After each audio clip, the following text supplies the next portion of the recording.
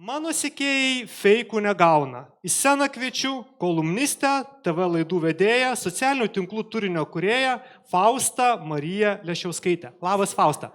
Pirmiausia klausimas. Kas yra kolumnistas? VLKK neleidžia tokio žodžio naudoti. Kolumnistas yra skiltininkas, bet man skiltininkas yra dar neaiškesnis žodis. Čia kaip skautas skiltininkas, kažkur jau į ten daugiau. Taip, čia panašiai kaip nepriklausomybės pradžioje kažkada VLKK sakė, kad reikia gal pizzą pavadinti mišrabliniu ar kažkaip panašiai. Nuo to aiškiau tikrai nepasidaro, mano skiltininko irgi nelabai aišku, bet iš esmės tai yra žmogus, kuris pastoviai rašo į kažkokią tai medijos priemonę, laikraštį ar portalą, turi ten savo skiltį, pavadinkim, ir paprastai rašo skirtingomis temomis, bent jau aš rašau skirtingomis temomis, atsižvelgiant į aktualijas, į savo nuotaikų kaitą, į, nežinau, mėnulio fazę ir taip toliau. Išsiaiškinam, paguosiu, marketingo ir marketingistų irgi ilgą laiką nebuvo tik rinkodaristai, bet viskas keičiasi. Taigi, scena tavo. Pradėsiu nuo to, kad jūs pildėte tokią apklausą, kas yra pirkę klastotę, žinodami, kad tai yra klastotė, ir aš buvau vienas iš tų žmonių, kuris paspaudė, kad aš esu. Iš pradžių galvojau, oi, aš tai tikrai ne. Ir tada cinkti galvą.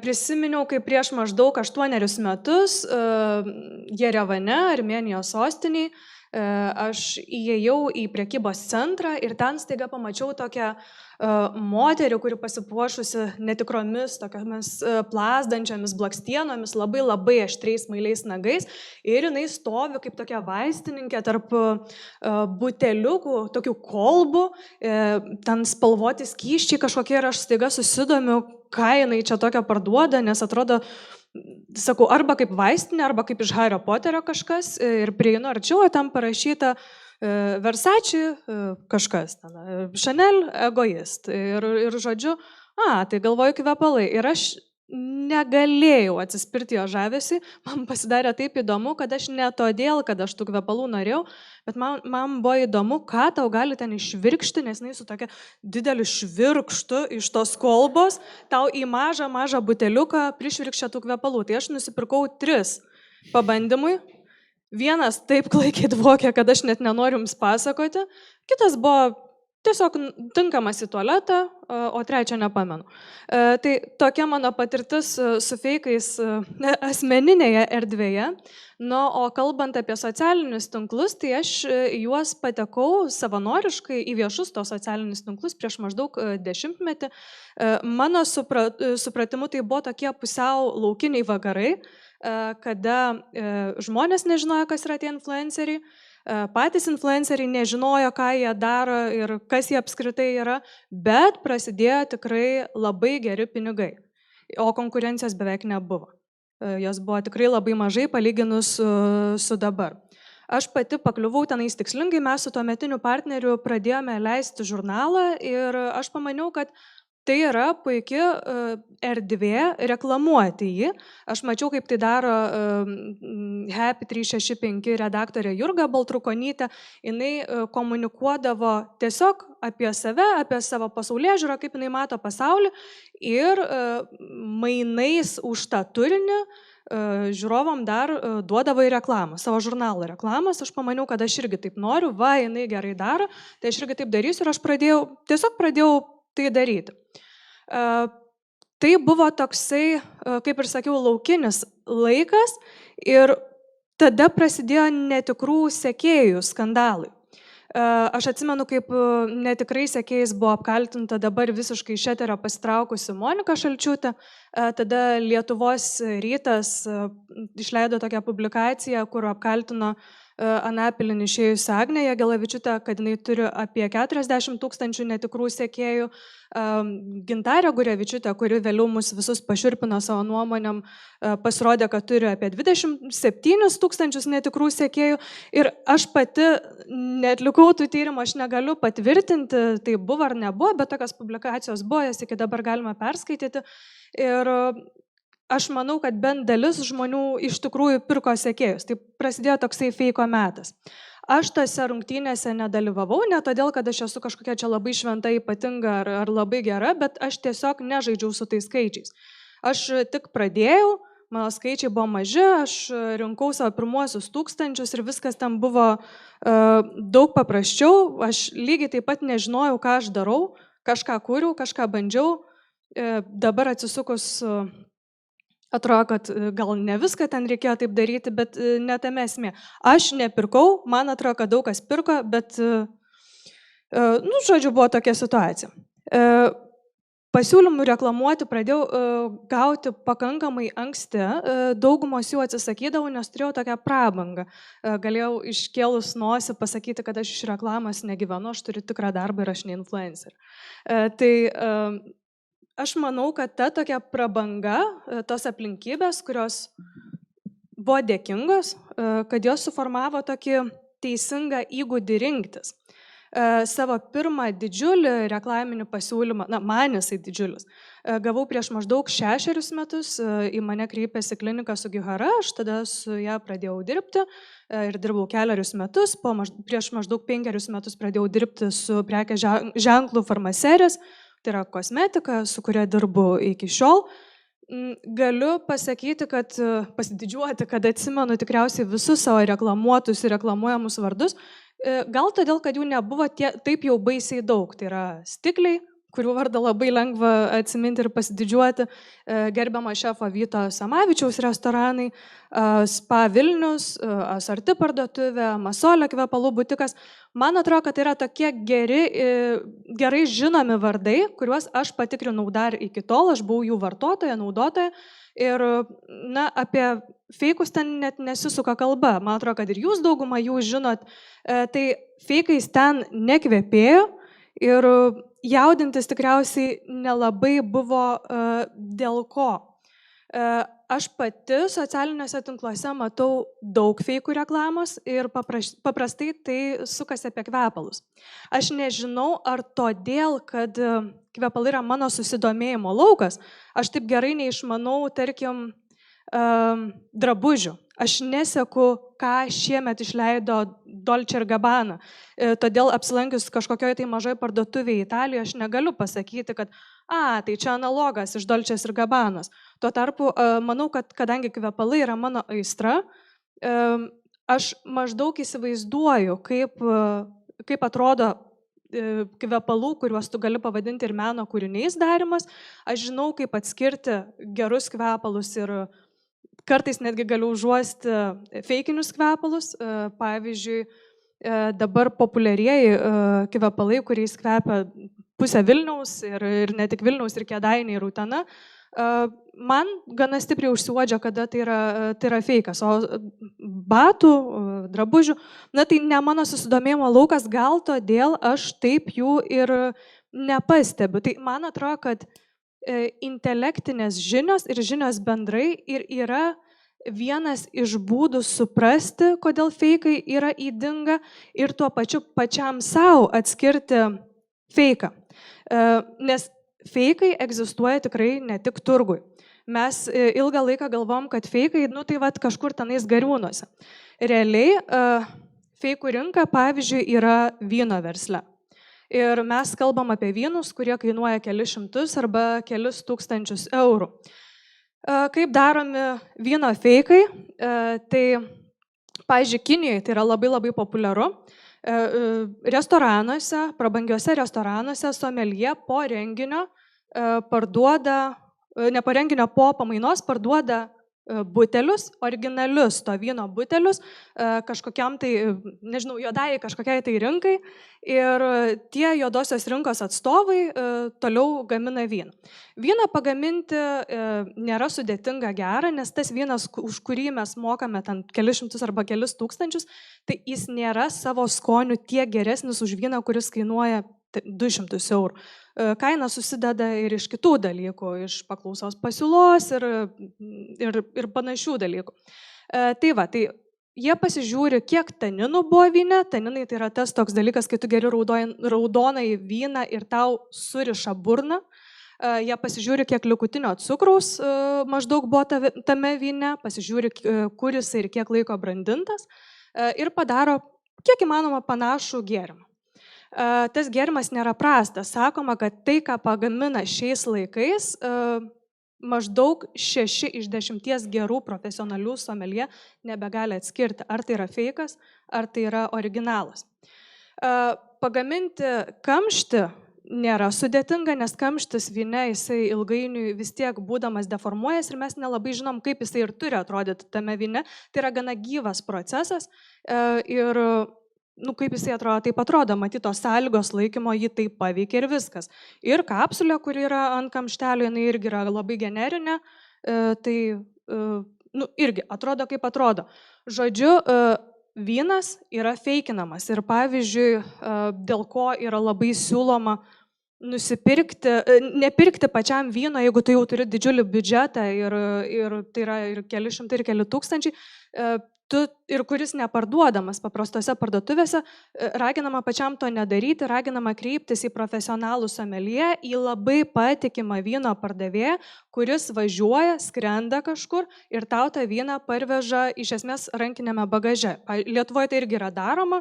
Žinau, kad Rasa Starkus iš vyno klubo savo klientam, kurie nori to tikrai ypatingo vyno, atlieka šitą paslaugą, jinai skrenda, sakykime, į Prancūziją, ir savo rankinuke pargabena tą tikrai labai gerą ir tą teisingą vyną.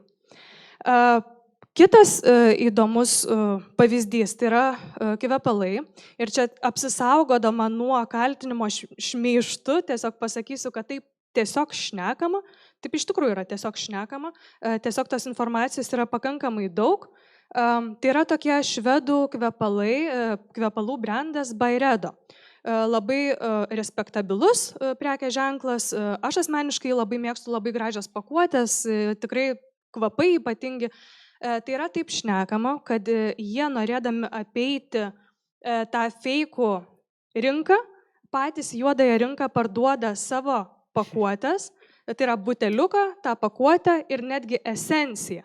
Iš esmės, kad tu gali juodojoje rinkoje, įsivaizduodamas, kad tu perki feiką, nusipirkti tikrą prekę, tik tai, ką jie parduoda į juodąją rinką, sakoma, kad tai daroma todėl, kad visų pirma, kad tie feiko pardavėjai netimtų iš šių pinigų, jie patys, per trečiuosius asmenis sako, kad tie, kurie perka feikus vis tiek originalų niekada nepirks.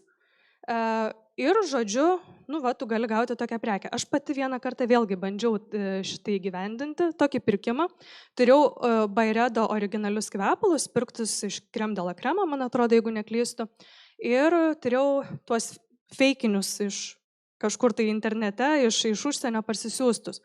Buteliukas jis iš tikrųjų buvo analogiškas. Čia mano vertinimais, aš nesu kažkokia tai komisija, neturiu specialių aparatų kažkokių vertinti, bet viskas buvo labai panašu ir kvapas, bent jau man, tikrai nesiskyrė.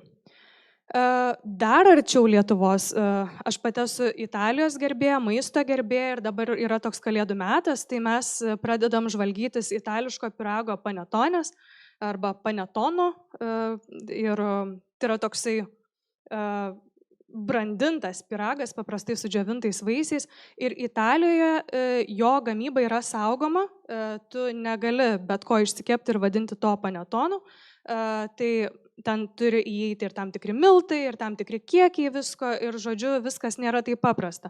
Tai Lietuvoje esu mačiusi parduodamų kepiklėlėse panetonių, ar panetonų, bent jau pagal tai, ką aš matau, aš negaliu vėlgi įvertinti, tikriausiai reiktų atlikti kažkokį tai išsamesnį tyrimą, bet man atrodo, kad jie taip vadintis negalėtų.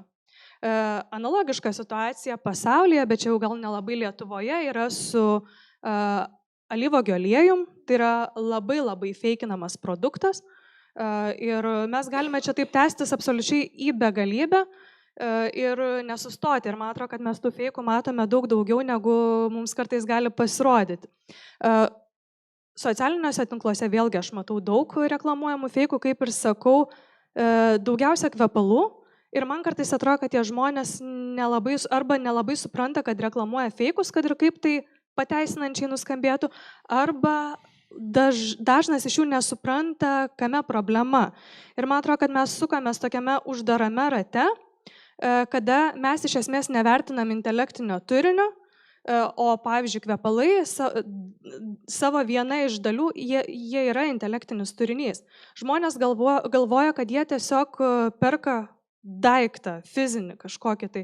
Ir tada jiem atrodo, kad jie nieko nepavogė, nes tas gamintojas, kuris parduoda, kad ir feiko gamintojas, tai pats padarė, pats nupirko buteliuką, pats užklijavo etiketę. Tai ką mes čia vagiam? Mes pamirštam tą intelektinę dalį, kad kvepalus reikėjo sukurti, kad tai kūrė profesionalus parfumeris. Pamirštam, kad kvepalai visų pirma yra svajonė, kad mums parduoda svajonę, kokiais mes norim būti, kaip mes norim jaustis.